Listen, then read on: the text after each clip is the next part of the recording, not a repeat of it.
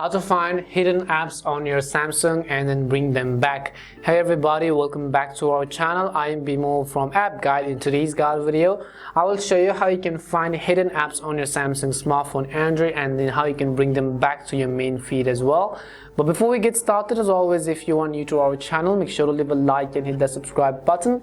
And without any further ado, let's get started with today's video. So the issue over here seems to be that, let's say you went ahead and hid a certain app. So I'll also go ahead and show you by hiding the app. Tap on the three dots on the top right of the app drawer and then select settings. As you go to settings, you have to go to scroll down and then select hide apps, and over here you'll be able to see a list of apps which you want to hide.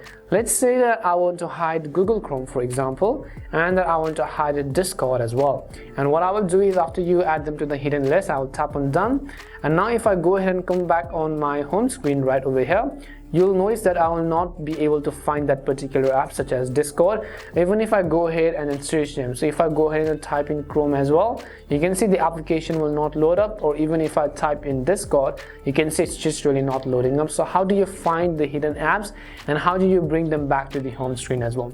So the process is similarly as to what you did earlier. So tap on the three dots again and then tap on settings and go to the section which has hide apps. And then you can see these little two apps which we hid earlier. You have to tap on this minus icon next to that app icon.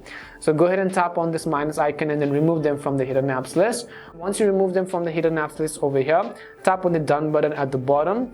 And now if you come back, you'll be able to notice that we have added Chrome as well as Discord to our main app screen again. And this is how you can find hidden apps on your Samsung device and how you can bring those hidden apps onto your main home screen.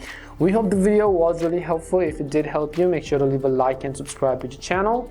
If you have any more questions, queries, or doubts, simply also make sure to leave them down below.